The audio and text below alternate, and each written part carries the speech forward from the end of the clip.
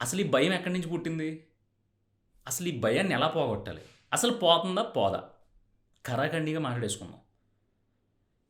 ఈ పని మొదలుపెడితే అసలు అవుతుందా? అవ్వదా? ఒకవేళ నేను ఇప్పుడున్నది వదిలేసుకొని కొత్తదేమన్నా స్టార్ట్ చేస్తే, ఇప్పుడున్న లైఫ్ కోల్పోతే, ఇంతకంటే వరస్ట్ సిట్యుయేషన్స్ ఇంకా కిందకి దిగజారిపోతే నా పరిస్థితి ఏంటి? నన్ను ఎవడు కాపాడతాడో అసలు అసలు అయోమయం అయిపోతుంది అంతా. ఇప్పుడు ఏం చేయాలి? ఇంత భయమేస్తుంది ఏంటి? అసలు ఈ నిర్ణయం తీసుకోవాలా వద్దా? ఇలా ఒక పని చేద్దాం అనుకున్నప్పుడు, ఒక పనిలోకి దిగుదాం అనుకున్నప్పుడు, అన్నీ వదిలిపెట్టేసి నీకిష్టమైన దాని గురించి ఎళ్దాం అనుకున్నప్పుడు, నువ్వెక్కువ ఆలోచించావనుకో, ఇలాంటి భయమే నిన్ను ఇంకా ఇంకా అధపాతాళానికి తొక్కేస్తది. ఇదంతా గాదు. నేను రోడ్డు మీదకొచ్చేయడానికి రెడీగా ఉన్నాను. సో, ఏదైతే అదే అవుద్ది అని చెప్పి ప్రతి దాంట్లో మూర్ఖుల్లా ప్రవర్తించావనుకో, భయం గాదు కదా! ఇంకేది నిన్నాపలేదు. నీకో చిన్న ఎగ్జాంపుల్ చెప్తా. ఒక ఇద్దరు బీభత్సంగా ప్రేమించేసుకున్నారు. ఆళ్ళ కులాలు వేరు, మతాలు వేరు, ఆళ్ళ ఫైనాన్షియల్ స్టేటస్‌లు వేరు.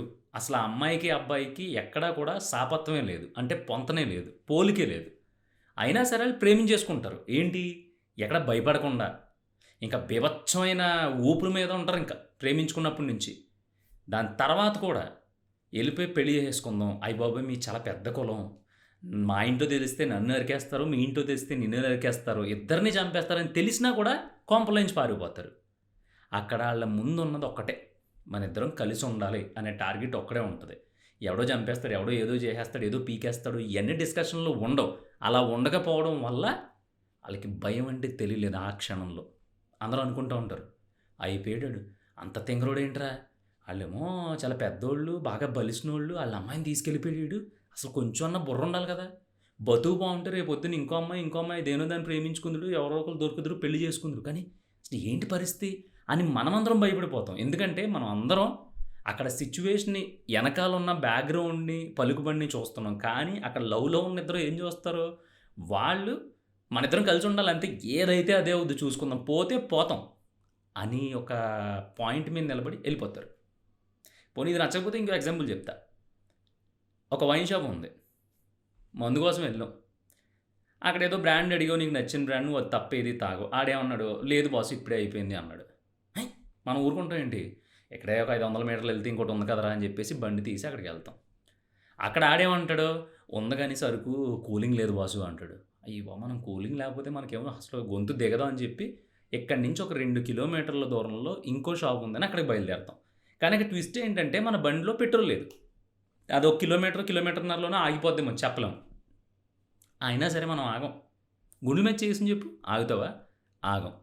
యేసుకొని ఎళ్ళిపోతాం. అక్కడ కూలింగ్ ఉన్న బ్రాండ్ ఇంపార్టెంట్. మనకిక్కడ బండెక్కడ ఆగిపోద్దా అనేది అసలు మనకు దృష్టిలోనే ఉండదు. ఎళ్తాం, హ్యాపీగా తెచ్చేసుకుంటాం. కూర్చొని ఒక సిప్పేసిన తర్వాత 2 షాపుల్లో దొరకలేదురా! అక్కడ కూడా బానే దొరికింది. లేదంటే ఇబ్బంది పడిపోదునురా బాబు అంటాం గానీ, ఈ రెండో షాప్ దగ్గర నుంచి బయలుదేరినప్పుడు బండిలో పెట్రోల్ లేదు. అమ్మో! అయిపోద్దేమో! పోన్లే రేపొద్దున తాగుదాంలే. ఎందుకొచ్చిన గొడవ? ఇప్పుడక్కడ ఆగిపోతే బండి ఎలాగ ఎనక్కొచ్చే పరిస్థితి ఏంటి? మళ్ళీ ఆడిని, ఈడిని అడుక్కోవాలి. పెట్రోల్ బంక్ ఎక్కడో ఉంటది. దీన్ని తోసుకెళ్ళాలి. ఇలాంటియి ఏమి ఆలోచించవు. అక్కడ నువ్వు తాగాలనుకున్నావు. అది నీకు కిక్కిస్తది, మత్తిస్తది, హైలోకి తీసుకెళ్తది కాబట్టి ఏమి ఆలోచించకుండా పోయాం. అక్కడ నీకు భయమేయలా. అర్థమవుతుందా? ఇలాంటి సిట్యుయేషన్‌లో డెసిషన్ తీసుకోవాల్సొచ్చినప్పుడు నువ్వు ఎనక, ముందు ఆలోచించు. ఎందుకంటే అక్కడ బండి పెట్రోల్ అయిపోయినా సరే అక్కడ తాళం వేసి పడదు. బెక్కదుక్కుని పెట్టేసి ఏ ఫ్రెండ్‌కో ఫోన్ చేస్తే వస్తాడు. లేదంటే ఒక రూ. 50 ఆటో కట్టించుకొని వచ్చేస్తావు. ఆ ధీమా నీకుంది. కాబట్టి నీకు అలాంటి చోట అసలు చీమంత, పెసరంత కూడా నీకేమనిపించదు. కానీ నీ లైఫ్‌లో నీకు నచ్చిన దాని కోసం డెసిషన్ తీసుకోవాలనుకున్నప్పుడు, లేదంటే ఒక పని మొదలుపెట్టాలనుకున్నప్పుడు, లేదంటే ఒక 10 మంది ముందు మాట్లాడాలనుకున్నప్పుడు, షేక్ అయిపోతావు ఎందుకు బాసు నాకు అర్థం కాక అడుగుతాను. భయం అనేది ఎక్కడి నుంచో ఊడిపడలేదు. ఎవరో దాన్ని సృష్టించలేదు. అదొక భూతం కాదు. భయం అనేది నీకు నువ్వు ఊహించుకొని, నీకు నువ్వు ఫీల్ అయిపోతున్నావు. ఇప్పుడు ఏదో సర్టెన్ అమౌంట్‌కి నువ్వు ఉద్యోగం చేస్తున్నావు కొంత డబ్బుకి. నీ జీవితం బావుంది. నీ పెళ్ళాం, పిల్లలు బావున్నారు. లేదంటే మీ అమ్మానాన్నలు బావున్నారు. అంతా బానే ఉంది. టక్‌మని నీ బుర్రలో ఒక పురుగు పుట్టింది. అదేంటి? నీకేదో ఈ పని కాకుండా వేరే పని చేయాలని చిన్నప్పటి నుంచి ఆశ. నువ్వు దాంట్లోకెళ్దాం అనుకుంటున్నావు. దాంట్లోకెళ్దాం అనుకున్నప్పుడు నువ్వు దాంట్లోకి ఎలా ఎళ్ళాలి? ఎళ్లి తేల్చేసుకోవాలి అనేది ఆలోచించవు. దానికంటే ముందు అసలు ఇప్పుడు వెళ్తే ఇప్పటిదాకా ఉన్న ఈ కంఫర్ట్ లైఫ్ పోద్దేమో, నా వల్ల నా వెనకాలోళ్ళు ఇబ్బంది పడిపోతారేమో, నేను పోతే పోతాను కానీ ఈళ్ళు పోకూడదు కదా! ఇలాంటి మెట్ట వేదాంతాలన్నీ ఆలోచిస్తూ ఉంటాం. అంటే ఏంటి? కొంపలోని వదిలేయమంటావా? అంటే ఏం పట్టించుకోవద్దా? గాలికి తిరగమంటావా? బాధ్యతలు అవసరం లేదా? ఇలా తయారయ్యావేంటి బాసు అని నన్ను నీకు తిట్టాలనిపిస్తే తిట్టేయి. ఎందుకంటే ఇప్పటి నుంచి నేను నిన్ను తిడతా. అంత ఏడవలేనోడివి, అంత దమ్ము ధైర్యం లేనోడివి ఎక్స్ట్రాగా ఆలోచించుకో. నువ్వు ఇప్పుడు దేంట్లో బ్రతుకుతున్నావో దాంట్లో బ్రతికిపో, పెన్షన్ తీసుకో, సచ్చిపో. ఎందుకు ఇంత సీరియస్గా చెప్తున్నానంటే, నువ్వు గట్ ఫీలింగ్ ఉండి నేను చెయ్యగలను, నాకు ఇది కావాలి అని డిసైడ్ అయినప్పుడు మాత్రమే నీకు మించి, నీ ఆలోచనలకి మించి, నీ ఓపికకి మించి ఆలోచించాలి. అలా కాకుండా నీ ఓపికకి మించి ఆలోచించేసి దాని గురించి భయపడిపోయి రాత్రి పగలో పడుకోకుండా, సరిగ్గా తినకుండా ఆ అనుకున్న పని మొదలు పెట్టవు. ఈ ఉన్న హ్యాపీ లైఫ్‌ని కూడా హ్యాపీగా లీడ్ చేయు. ఎటూ కాకుండా అడకత్తెర మధ్యలో పోక చెక్క అంటారు తెలుసా? అంటే పోక చెక్క అంటే ఒక్కని చెక్కలు చేసినప్పుడు అడకత్తెరను కత్తెర ఉంటది. దాని మధ్యలో ఏసి కట్ చేస్తారు. ఆ పోక చెక్క 2 ముక్కలవుద్ది. కానీ మన బతుకులేంటంటే మనం ఆ కత్తెర మధ్యలోనే ఉండిపోతాం. కనీసం 2 ముక్కలు కూడా అవ్వం. నలిగిపోతా ఉంటాం అనమాట. చెయ్యాలా వద్దా? అయ్య బాబోయ్! ఎవడన్నా ఏమన్నా అనుకుంటాడేమో, ఆడేదో అనుకుంటాడు, ఇది అనుకుంటాడు, రామచంద్ర ఇంక ఇదే గొడవ. అసలు నువ్వు ఆలోచించుకో. నువ్వు ఎక్స్ట్రాగా ఆలోచించి ఏమన్నా చేద్దాం, ఏమన్నా సాధిద్దాం అనుకుంటే నీ లైఫ్‌కి బోనస్ అవుతదది. లేదంటే నువ్వే అంటున్నావు కదా! ఇదంతా బానే ఉంది. ఇప్పుడు ఇదంతా అనవసరంగా వదిలేసుకొని నేను రిస్క్ చేయడం అవసరమా? అని దాని గురించి ఒక 200, 300 ఆలోచనలు. ఒక 20, 30 మందికి చెప్పి ఆళ్ళ దగ్గర నుంచి నిర్ణయాలు తీసుకోవడం. ఆ నిర్ణయాలు నీ ఆలోచనలో కలవక నువ్వేదో తప్పుడు డెసిషన్ తీసేసుకుంటున్నావేమో అని టెన్షన్ పడిపోవడం, జుట్టు ఊడిపోవడం. ఇయన్నీ అవసరమా? మూసుకొని అదే లైఫ్ గడిపేయి. లేదు. రెండో ఆప్షను. ఏదైతే అదే అవుద్ది. నా ఫ్యామిలీని, నా వాళ్ళని కూడా ఒక 2, 3 సంవత్సరాలు, 4, 5 సంవత్సరాలు నేను కష్టపెట్టడానికైనా రెడీయే. కానీ ఆ 5 సంవత్సరాల తర్వాత కొడితే మామూలుగా కొట్టకూడదు. దిమ్మ తిరిగిపోవాలి. అప్పటిదాకా ఎవడైతే నిన్ను బంగారం లాంటి జీవితం వదులుకొని వెళ్ళిపోయో, హ్యాపీగా ఉన్నదాన్ని చెడగొట్టుకొని ఇప్పుడు నానా దరిద్రాలు అనుభవిస్తున్నావు, నానా రకాల మాటలు అంటారు కదా! ఆళ్ళ గురించి కాకపోయినా వాళ్ళు ఏదైతే బంగారం లాంటి జీవితం అన్నారో, నువ్వు ఈసారి వజ్రం లాంటి జీవితం తీసుకురావడానికి ట్రై చేయాలి. వజ్రం లాంటి సక్సెస్‌ని కొట్టాలి. ఇది మోటివేషన్ క్లాస్ కాదు. పచ్చి నిజం. అలాంటి గట్ ఫీలింగ్ నీకుంటే, అలాంటి దమ్ము ఉంటేనే మాత్రమే ఎక్స్ట్రాగా నీ ఇష్టాల గురించి, లేదంటే నీ గోల్స్ గురించి, నీ టార్గెట్స్ గురించి మాట్లాడు. ఎందుకంటే ఇక్కడ నువ్వు కష్టపడేటప్పుడు ఎవడో ఓదార్చడు, ఎవడో సపోర్ట్ చేయడు. ఇంకో ఎగ్జాంపుల్ చెప్తా. నువ్వొక గోల్డ్ మెడల్ కొట్టాలనుకుంటున్నావు రన్నింగ్‌లో అనుకో. నీ గోలే గోల్డ్ మెడల్ కొట్టడం. రోజు పొద్దున్నే 4కి లెగిసిపోయి బూట్లు లేకుండా చెప్పులతోనే పరిగెడుతున్నావు. ఎవడో పిలిచి నువ్వు ఎందుకు నీకు? శుభ్రంగా పొలం వెళ్ళొచ్చు కదా! లేదంటే పొద్దున్న లేసి పేపర్ ఏసుకోవచ్చు కదా! పాలేసుకోవచ్చు కదా! ఇలాంటి సలహాలు చెప్తారు తప్ప, ఇంత కసిగా నువ్వు లేస్తున్నావు కదా! ఒరేయ్! నీకు షూ కూడా లేవు. ఓ పని చేద్దాం. మాకు చిన్న స్కాలర్‌షిప్ గ్యాంగ్ ఉంది. వాళ్ళ దగ్గర నుంచి తలకో 500 కలెక్ట్ చేసి మంచి షూ కొనిస్తాను. నువ్వు తగ్గొద్దు అసల అని చెప్పేవాడు నాకు తెలిసి నూటికో, కోటికో అంటారు కదా! కాదు. కోటికో, 10 కోట్లకో ఒకడుంటాడు. ఆడు కూడా మళ్ళీ మనకేదో చేసేస్తున్నాం అని ఫీల్ అయిపోయి మనల్ని చాలా తక్కువగా చేసి చూసేవాళ్ళు ఎక్కువగా ఉంటారు. సో, అయిపోయింది. ఎవడో పలకరించలేదు. పొద్దున్నే లెగిసి 4కి చెప్పులు లేకుండా పరిగెట్టావు. తర్వాత అక్కడి నుంచి మళ్ళీ ఏదో చిన్నా చితక అక్కడ చిన్న చిన్న పోటీల్లో గెలవడం వల్ల స్టేట్ లెవెల్‌కెళ్ళావు. అప్పుడు ఎవడు పట్టించుకోలేదు. బొక్కలే ఆడేదో చదువుని ఎగదొబ్బడానికి ఇలా చేసాడంటారు. తర్వాత నేషనల్‌లో, ఇంటర్నేషనల్‌లో ఎవడికి తెలియకుండా నీలో నువ్వే కుమిలిపోయి, నీలో నువ్వే ఏడ్చి, నీలో నువ్వే ఒంటరిగా గ్రౌండ్‌లో తిరిగి, రాత్రి పగలు మదనం తర్వాత ఒక లెవెల్‌కెళ్ళిపోయి, ప్రపంచంలో ఒక 60% జనం దృష్టిని ఆకర్షించిన తర్వాత తప్ప, నీ పక్క సందులో ఉన్నోడు కూడా నిన్ను గుర్తుపట్టడు. ఏ? మరి స్టార్టింగ్ నుంచి అందరూ ఎంకరేజ్ చేసేయాలి కదా! "అరేయ్! గోల్డ్ మెడల్ కొడతానంటున్నాడు రా మన పక్క సొందుడు. రండి రండి అందరం కలిపి మొత్తం ఈడికి చందాలేసేసి ఒక భయంకరమైన కోర్టు లేదంటే భయంకరమైన గ్రౌండ్ తయారు చేసేద్దామని" ఎవడో బయలుదేరడు. ఎందుకంటే ఆళ్ళకి అవసరం లేదు. అందుకే అంటన్నా. ఏదైనా మొదలు పెడదాం అనుకున్నప్పుడు నీ వెంట 90% ఫెయిల్యూరే ఉంటది. ఫెయిల్యూర్‌తోనే మొదలుపెట్టాలి. అంతా పోయినా నేను మొదలుపెట్టేసిన తర్వాత అన్నీ కోల్పోయినా చెట్టు కిందకొచ్చేయడానికి నేను రెడీగా ఉన్నాను అని నువ్వు మొదలుపెట్టగలిగితే ఏదైనా సరే, అని నువ్వు ఆలోచించగలిగితే దేని గురించైనా సరే, అసలు ఈ భయం అనే కాన్సెప్ట్ నీ జీవితంలోనే ఉండదు. నీకు అర్థమైందా నేను చెప్పింది? ఎందుకు ఇంత ఫోకస్డ్‌గా నేను ఇంత యాక్యురేట్‌గా లేదంటే ఇంతలా చెప్తున్నానంటే, నేను చాలామందిని చూసాను. భయాన్ని ఎలా పోగొట్టుకోవాలి? అసలు నాకు చాలా భయమేస్తుంది. ఈ మధ్యన నేను టెన్షన్ పడిపోతున్నాను ప్రతిదానికి. అసలు నాకేం అర్థం కావట్లేదు. వణికిపోతున్నారు. ఈ భయం ఎందుకేస్తదంటే, నువ్వెవరిదైనా దొబ్బేసావా? నువ్వెవరి దగ్గరైనా దొంగతనం చేసావా? లేదంటే ప్రతి నెల నీకు ఎవడైనా ఫండ్ పంపిస్తున్నాడు, తిని కూర్చో, నేను చెప్పినట్టు విను అని ఎవడికైనా ఇది చేస్తున్నావా? లేదు కదా! నువ్వు ఉద్యోగం చేస్తున్నా, పాలేరుతనం చేస్తున్నా, చాకిరీ చేస్తున్నా, గొడ్డు చాకిరీ చేస్తున్నా, నీ శక్తిని ఉపయోగించి, నీ శక్తిని ఆడికి తాకట్టు పెట్టి, ఆడికి అమ్ముకుని, నెల నెల నువ్వు డబ్బులు సంపాదించుకుంటున్నావు. సో, ఇలాంటి ప్రాసెస్‌లో నువ్వు భయపడడానికేముంది? నువ్వు వణికిపోవడానికేముంది? నువ్వు టెన్షన్ పడిపోవడానికేముంది? సో, జీవితాంతం ఉద్యోగమే చేసుకుంటావు. ఏమైంది? ఎవడు పీకుతాడు? ఆడెవడన్నా ఎక్స్ట్రా చేసాడనుకో, ఇంకో కంపెనీలో జాయిన్ అవుతావు.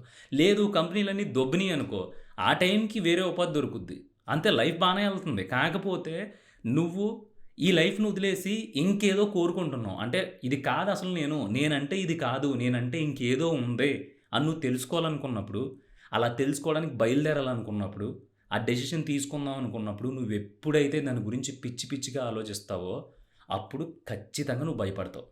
ఎందుకంటే నువ్వు సక్సెస్ రేషియోని మాత్రమే సక్సెస్ అయిపోవాలి నేను. ఏమైనా అసలు ఫెయిల్యూర్ అయితే పరిస్థితి ఇంక అయిపోయింది. ఇంక మొత్తం ప్రపంచం అంతమైపోద్దనుకుంటా. ఏమీ అవ్వదు. నేను అందుకే చెప్తున్నా. నువ్వు ఏదన్నా చెయ్యాలనుకున్నప్పుడు, దేంట్లోన్నా దిగాలనుకున్నప్పుడు, ఒక 10 మంది ముందు మాట్లాడాలనుకున్నప్పుడు, నేను నవ్వుల పాలవ్వడం ఖాయం అనేది డిసైడ్ అయిపో. ఎందుకంటే చాలామంది ఏమంటారు, నూటికో కోటికో ఒకడే సక్సెస్ అవుతాడురా! ఆడికి కలిసొస్తదంతే కష్టపడినోళ్ళందరూ సక్సెస్ అయిపోతారేంటి అంటే అది నిజం. నువ్వు దిగుతున్నావు. ఏమో అవ్వచ్చు, అవ్వకపోవచ్చు. నువ్వు 100% కష్టపడుతున్నావు. అందరూ 10 గంటలు చదివితే నువ్వు 20 గంటలు చదువుతున్నావు. అయినా నీకు గట్టెక్కదు ఒక్కోసారి. అది ఎవడో ఏం చెప్పలేడు. సో, ఫస్టే ఫిక్స్ అయిపో. నేను స్ట్రాంగ్‌గా ప్రయత్నించేస్తా. ఈ ప్రయత్నాన్ని నేను ఎంజాయ్ చేస్తా. అయితే అవుద్ది అయితే అవుద్ది లేదంటే లేదు. నేను రోడ్డు మీదకొచ్చేస్తాను అవసరమైతే. చెట్టు కిందకి రావడానికి నేను రెడీ. నేను రెడీ అంతే. చూసుకుందాం ఏదైతే అదే అవుద్ది. ఏ అవతల అబ్బాయినో, అమ్మాయినో ప్రేమిస్తావు. ఒకళ్ళనొకళ్ళు ప్రేమించుకుంటారు ఇద్దరూని. ప్రేమించుకున్న తర్వాత చంపేస్తారో, నరికేస్తారో, పొడి చేస్తారో, ఇంట్లో నుంచి గెంటేస్తారని తెలిసినా సరే కొంపల్లోంచి వెళ్ళిపోవట్లేదా? ఒక షాప్‌లో బ్రాండ్ దొరకకపోతే 10 కిలోమీటర్ల అవతల ఉన్నా సరే అసలు ఈ టైంలో ఎవడైనా ఆపుతాడేమో, లేదంటే ఈ టైంలో ఎక్కడైనా పెట్రోల్ అయిపోతే పరిస్థితి ఏంటి? అసలు అవసరమా ఇంత దూరం అని ఏమీ ఆలోచించకుండా 10 కిలోమీటర్ల అవతల ఉన్న వైన్ షాప్‌కెళ్ళి నువ్వు బ్రాండ్ తెచ్చుకొని హ్యాపీగా తాగుతున్నావు కదా! మరి అక్కడ భయం ఎందుకేయట్లేదు? అక్కడ ఎందుకు నీకు అక్కడ కూడా సేమ్ క్లారిటీ ప్రపంచం అంతా క్లారిటీగా ఉంది. అక్కడ ఆలోచించట్లా నువ్వు. నీ టార్గెట్ ఫస్ట్ పాయింట్‌లో అయితే అమ్మాయి లేదంటే అబ్బాయి. సెకండ్ పాయింట్‌లో అయితే చిల్డ్ బీరు. ఈ రెండే ఉంటాయి. అవసరమైతే నీ దగ్గర రూ. 180 ఉన్నాయి. రూ. 220 బీరైనా సరే, ఆ రూ. 40 తక్కువ వచ్చినా సరే అక్కడికెళ్ళాక చూసుకుందాం ఎవడెవడు ఫోన్‌పే చేస్తాడనే ధైర్యంతో వెళ్ళిపోతున్నావు. భయమేయాలి కదా! అక్కడికెళ్ళిన తర్వాత ఎవడన్నా రూ. 40 కొట్టకపోతే, ఒకవేళ ఎవడో ఫోన్ ఎత్తకపోతే మళ్ళీ ఆ 10 కిలోమీటర్ల నుంచి వెనక్కి రావాలి. ఈ పాయింట్ ఎందుకు ఆలోచించు. ఎందుకంటే నీ టార్గెట్ అక్కడ ఓన్లీ ఆ పాయింట్ మాత్రమే చూస్తుంది. ఈ మధ్యలో ఏదో చెత్తంతా ఆలోచించట్లా. అలాంటి టాస్కులు చేసినప్పుడు ఏదైతే ధైర్యం ఉంటదో, దాంట్లో 2% ధైర్యం నువ్వు నిర్ణయాలు తీసుకున్నప్పుడు, నువ్వేదైతే చెయ్యాలనుకుంటున్నావో ఆ విషయాల్లో పెడితే మాత్రం అసలు మనల్ని ఆపేవాడు ప్రపంచంలో ఎవ్వడు ఉండడు. కానీ మన దౌర్భాగ్యం ఏంటంటే, మనం మొదలు పెడతాం అనేటప్పటికి అన్నీ మన కాళ్ళ దగ్గరికి వచ్చేయాలి. మనం మొదలుపెట్టిన తర్వాత ఏదేమైనా సరే అది సక్సెస్ అయిపోవాలి. ఇప్పుడున్న దానికంటే బెటర్ పొజిషన్‌లో ఉండాలి తప్ప కిందకి రాకూడదు. ఇలా కిందకి రాకూడదు అనేదే మన మైండ్‌లో 100కి 1000% ఉండడం వలన భయం మొదలవుద్ది. హ్యాపీగా రోజు నీకు నచ్చింది తింటున్నావు. ఈ రోజు నుంచి ఇక్కడి నుంచి మనం వేరే చోటుకెళ్ళిపోతే అక్కడ నేచర్ బావుంటదిరా, ప్రకృతి బావుంటది. కానీ రోజు మనకు నచ్చింది దొరకదు. ఆకులు అలంలో తినాలి. అంటే నువ్వు ఇక్కడి నుంచి ఎళ్తావా? ఎళ్ళవు. ఒకవేళ ఎళ్ళాలి అనిపించినా సరే, బాబోయ్! రేపొద్దున అక్కడ ఆకులు, అలములు కూడా దొరకవేమో. ఇప్పుడు అనవసరంగా ఇక్కడ అంతా దొరుకుతుంది కదా! ఇక్కడి నుంచి ఎళ్ళడం ఎందుకు? కానీ నేచర్ బావుంటదంట. నాకేమో నేచర్ ఇష్టం. ఇప్పుడు ఏం చేయాలి? భయమేస్తుంది ఈ నిర్ణయం తీసుకోవాలంటే. అసలే అడవులంట, పులులంట, సింహాలంట. ఇలా ఆలోచిస్తా కూర్చున్నావనుకో, ఏమో అక్కడ రేపొద్దున ఒక మంచి రిసార్ట్ వచ్చి, దాంట్లో నీకు మంచి పని దొరికి, ఎక్కడికంటే అద్భుతమైన లైఫ్ ఉండొచ్చేమో. అది నువ్వు ఊహించుకో. ఎందుకంటే నీకు భయం ఇక్కడ అలవాటైపోయింది. ఈ బెంచ్ మార్క్ అలవాటైపోయి దీనికి దెక్కకూడదు. దిగితే ఏమవుద్ది? పచ్చడి మెతుకులు తింటాం అంతకు మించి ఏమవ్వదు. లేదు నాకు అలా తినడం ఇష్టం లేదనుకున్నప్పుడు ఆ థాట్ మానేయి. ఎక్స్‌ట్రాగా కోరుకోవడం మానేయి. ఎక్స్‌ట్రాగా ఆలోచించడం మానేయి. అసలు ఎక్స్‌ట్రాగా ఏం పెట్టుకోవద్దు.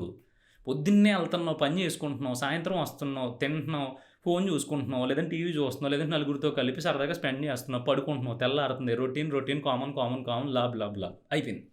వదిలేసేయి. అలాగే బ్రతుకు. నిన్నెవడు భయపడమన్నాడు?